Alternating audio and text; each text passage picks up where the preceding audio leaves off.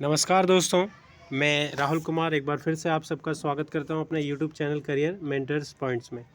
तो दोस्तों, जैसा कि हम लोग जो एनटीपीसी के एग्ज़ाम हैं उसके सटीक एनालिसिस के साथ आते हैं, और आप लास्ट वीडियो मेरी देख सकते हो जिसमें मैंने 28 दिसंबर के फर्स्ट और सेकंड शिफ्ट के जितने भी क्वेश्चंस बने हैं वो सभी क्वेश्चंस उसमें डाल रखे हैं। तो आपका एग्ज़ाम अगर जनवरी में है तो आप एक बार प्लीज़ उस वीडियो को, और जो ये वीडियो मैं अपलोड करता हूँ डेली बेसिस पे एनालिसिस एनटीपीसी एग्ज़ाम का, उसे देख कर जाइएगा। उससे काफ़ी हेल्पफुल होगा। उससे आपको ये भी मदद मिलेगी कि किस टाइप के क्वेश्चंस आपके एग्ज़ाम में पूछे जा रहे हैं। तो आज जो हम लोग आए हैं वो 29 दिसंबर के फर्स्ट और सेकंड शिफ्ट के एनालिसिस के साथ आए हैं। तो बिना किसी देरी के हम लोग स्टार्ट करते हैं हमारा आज का क्वेश्चन। और जिसमें सबसे पहला क्वेश्चन देखो आपसे क्या पूछ लिया गया है। तेलंगाना राज्य की बात करें तो इसका राज्यपाल कौन है। तो आपको राज्यपाल भी देख कर जा रहे हैं, और राज्यपाल किस हिसाब से देख के जा रहे हैं तो पिछले 4 से 5 महीने में जो स्टेट न्यूज़ में रहा हो, जो कोई स्कीम्स लेकर आए हो, जैसे केरला हो गया, तेलंगाना हो गया, मध्य प्रदेश हो गया, तो इनके आपको गवर्नर और सीएम को देख कर जाना है। जैसा कि आपसे पूछा क्या गया था तो गवर्नर, और गवर्नर कौन है, तमिलिसई सौंदर राजन। बट अगर हम लोग बात करें, हो सकता है आपके नेक्स्ट किसी शिफ्ट में ये भी क्वेश्चन पूछा जा सकता है, तेलंगाना के सीएम कौन है तो चंद्रशेखर राव। और यहाँ की अगर हम राजधानी की बात करें तो आपको मालूम होगा हैदराबाद। दूसरा क्वेश्चन इसमें जो पूछा गया था, वो दूसरा क्वेश्चन ये पूछा गया था, हाल ही में ये जो केंद्रीय औषधि मानक नियंत्रण संगठन का मुख्यालय कहाँ है, या जिसे हम लोग बोलते हैं central drug standard control organization, इसका हेडक्वार्टर देखें, इसका हेड ऑफिस देखें तो देखो दोस्तों वो कहाँ पर सिचुएटेड है, न्यू दिल्ली में। इसमें एक और क्वेश्चन आपके एग्जाम में बन सकता है कि इसके एग्जीक्यूटिव कौन है, इसके एग्जीक्यूटिव डायरेक्टर कौन है। तो आप ध्यान रखिएगा, इसके एग्जीक्यूटिव डायरेक्टर कौन है, डॉक्टर वी जी सोमानी। ये चीज़ें जो मैं आपको बता रहा हूँ ये चीज़ें याद रखना है, क्योंकि मे बी आपके नेक्स्ट जो भी एग्ज़ाम है, नेक्स्ट डे के एग्ज़ाम में ये सारी चीज़ें बन सकती है। इसी के साथ अब हम लोग नेक्स्ट क्वेश्चन देखते हैं। नेक्स्ट क्वेश्चन देखो, फिर से एक कंप्यूटर से रिलेटेड क्वेश्चन पूछ लिया गया। पाइथन क्या है, पाइथन क्या है। तो Python is a language of computer. Python is a language of computer, ये कंप्यूटर की एक भाषा है, ध्यान रखिएगा। पाइथन यहाँ अजगर से रिलेटेड मत समझ जाना, एक सांप मत समझ जाना। तो पाइथन एक क्या है, रिलेट करता है ये किससे, तो रिलेट करता है, मैंने आपको समझा दिया, ये एक कंप्यूटर की भाषा है। उसके बाद एक क्वेश्चन आपके एग्जाम में बना था, निम्न में से कौन सा देश सार्क का सदस्य नहीं है। आपके एग्जाम में जो क्वेश्चन बना था वो ये था कि सार्क का जो कौन सा मेंबर ऑफ कंट्री नहीं है फॉलोइंग ऑफ दीज में से। तो इसमें आंसर तो क्योंकि हमारे पास नहीं थे, ऑप्शंस हमारे पास नहीं थे, तो मैं यहाँ पे जो चीज़ें लेकर आया हूँ उससे आपको ये हेल्पफुल होगा। तो अगर हम लोग बात कर लेते हैं यहाँ पे कि वो कौन कौन से देश है जो सार्क का मेंबर ऑफ कंट्री है, तो उसमें सबसे पहले अगर हम लोग देखें कौन सा देश है, भारत, पाकिस्तान, बांग्लादेश, श्रीलंका, नेपाल, भूटान और मालदीवी। मालदीवी यहाँ अगर हम लोग बात करें वो ऑप्शन में भी हो सकता है कौन सा, तो म्यांमार।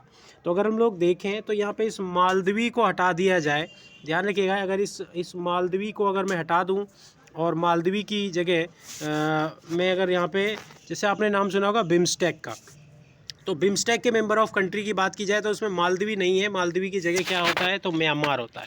तो मे भी शायद ऑप्शन में आपका म्यांमार होगा, जो कि मेंबर ऑफ कंट्री नहीं है किसका, इस सार्क का। इसके बाद नेक्स्ट क्वेश्चन आपसे पूछा गया, बहुत ही सिंपल, बहुत ही इजी क्वेश्चन, कि आईपीएल 2020 का विजेता कौन रहा या कौन सा टीम रहा। तो आप सभी को मालूम होगा मुंबई इंडियंस इसकी विनर रही, और मुंबई इंडियंस ये 5वीं बार इसने खिताब अपने नाम किया है। और अगर हम लोग बात करें तो लगातार ये देखे जाए तो हर एक साल के बाद इसने खिताब जीता है। 2013 में, फिर उसके बाद 15, फिर उसके बाद 17 और फिर 19, और इस तरीके से इसने 20 का भी खिताब अपने नाम किया है। तो ये खिताब अपने नाम करने वाली, सबसे अधिक बार खिताब अपने नाम करने वाली टीम है ये मुंबई इंडियंस, जिसके कप्तान आपको मालूम होगा रोहित शर्मा। इसमें अगर हम लोग बात करें सबसे ज़्यादा विकेट लेने वाला कौन था, तो जसप्रीत बुमराह। ये याद रखना, आईपीएल से रिलेटेड क्वेश्चंस बनता है। इमर्जिंग प्लेयर की बात करें तो देवदत्त पारिकल, जो कि बेंगलुरु के थे। और अगर हम लोग बात करें सबसे ज़्यादा रन किसने बनाए थे, तो केएल राहुल, जो किसके थे, पंजाब टीम से थे। इसी के साथ जो नेक्स्ट क्वेश्चन पूछा था वो ये पूछा था कि विमुद्रीकरण के बारे में आप सभी ने सुना है। विमुद्रीकरण या जिसे हम लोग बोलते हैं डेमोनेटाइजेशन। डेमोनेटाइजेशन के समय पर आरबीआई के गवर्नर कौन थे? तो उस टाइम पर जो गवर्नर थे वो थे उर्जित पटेल। और अभी एक और क्वेश्चन पूछ लिया गया था कि अभी वर्तमान में आरबीआई के गवर्नर कौन है? तो शक्तिकांत दास। आपसे वो ये भी पूछ सकता है कि वर्तमान गवर्नर शक्तिकांत दास कितने नंबर के गवर्नर हैं? तो वो 25th नंबर के गवर्नर हैं। और एक्स गवर्नर जो कि उर्जित पटेल थे तो वो कौन से नंबर के हुए? 24th नंबर के गवर्नर हुए। इसी के साथ एक क्वेश्चन आपका पॉलिटी से रिलेटेड था। वो उसने ये पूछा कि भारतीय संविधान के जनक किसे कहा जाता है? वो कौन है जिसे भारतीय संविधान का जनक कहा जाता है? जैसे अगर मैं बात करूं इंडिया का कॉन्स्टिट्यूशन बनाने में सबसे बड़ा योगदान किसका था? तो वो आप सभी जानते हो, डॉक्टर BR अम्बेडकर। तो डॉक्टर BR अम्बेडकर की बात करें तो उन्हीं को संविधान या कॉन्स्टिट्यूशन का फादर बोला जाता है, फादर ऑफ इंडियन कॉन्स्टिट्यूशन। एक क्वेश्चन देखो, ब्लड ग्रुप से क्वेश्चन पूछ लिया गया था। यूनिवर्सल प्राप्तकर्ता ब्लड ग्रुप कौन सा होता है, यानी कि कौन सा यूनिवर्सल रेसिपिएंट होता है? तो रेसिपिएंट की बात की जाए तो AB पॉजिटिव। AB पॉजिटिव जो होता है वो अगर हम लोग बात करें किसी से भी खून ले सकता है या कोई सी भी ब्लड ग्रुप का खून रिसीव कर सकता है। एंड अगर हम लोग बात करें यूनिवर्सल डोनर, आपके एग्जाम में क्वेश्चन बन सकता है कि यूनिवर्सल डोनर कौन सा होता है? तो O नेगेटिव। ओ नेगेटिव जो होता है वो यूनिवर्सल डोनर होता है, जो कि आपको किसी को भी ब्लड दे सकता है। लेकिन ये भी पॉजिटिव की बात करें तो वो कोई सी भी ग्रुप का ब्लड ले सकता है। इसी के साथ जो नेक्स्ट क्वेश्चन पूछा, वो नेक्स्ट क्वेश्चन देखो यहाँ क्या पूछा है। नेक्स्ट एक क्वेश्चन पूछा था कि स्वराज की मांग किस वर्ष की गई थी? स्वराज की मांग किस वर्ष की गई थी? तो 1929 में की गई थी स्वराज की मांग।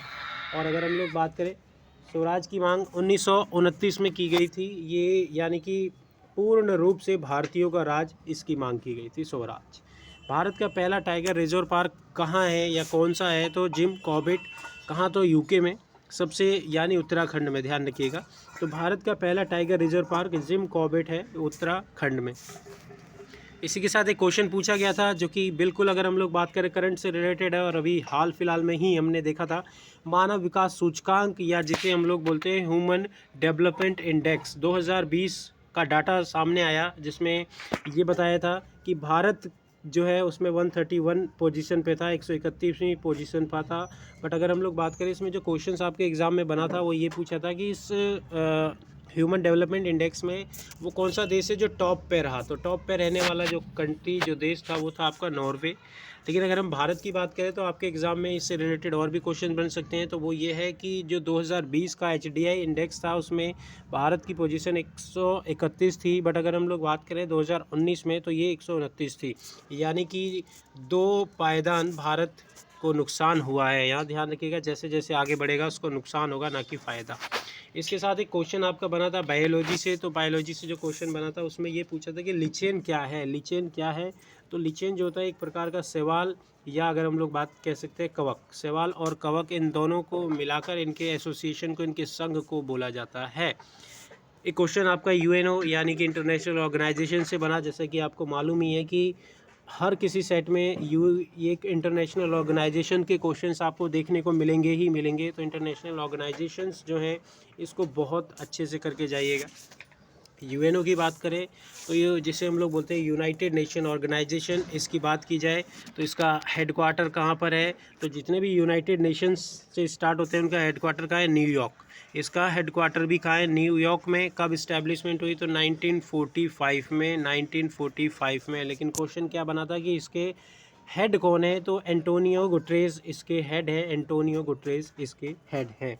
इसके बाद एक क्वेश्चन पूछ लिया, ICC का मुख्यालय कहाँ स्थित है? ICC का मुख्यालय, इंटरनेशनल क्रिकेट काउंसिल जिसकी फुल फॉर्म है, इसका मुख्यालय कहाँ है? तो ध्यान रखिएगा दुबई में इसका मुख्यालय है। इसका मुख्यालय दुबई में स्थित है। 2020 के लिए पृथ्वी दिवस का विषय अगर हम लोग देखें तो वो क्या था? तो ध्यान रखिएगा पृथ्वी दिवस का जो विषय था वो इस बार 2020 के लिए जो रखा गया था, इसकी जो थीम थी वो थी जलवायु क्रिया या क्लाइमेट एक्शन, जो कि लगातार जो परिवर्तन आपको देखने को मिल रहा है। इसी के साथ जो नेक्स्ट क्वेश्चन बना था 16वां क्वेश्चन, इसमें ये पूछा था विश्व की सबसे बड़ी ताज़े पानी की जो झील है उसका क्या नाम है? इसको जो पूछा था उन्होंने एरिया वाइज पूछा था। तो इसका जो राइट आंसर हो जाएगा वो हो जाएगा बेकल झील। बेकल झील इसका राइट आंसर क्या हो जाएगा? बेकाल झील। इसके बाद नेक्स्ट क्वेश्चन एक बना था पीर पंजाल। इस सुरंग के बारे में आप सबने सुना होगा, पीर पंजाल नाम की जो ये सुरंग है। तो इस पीर पंजाल सुरंग की बात की जाए तो ये जो क्वेश्चंस बनाता है 17 क्वेश्चंस अगर हम लोग देखें तो यहाँ पे आप देख रहे होगे पीर पंजाल सुरंग।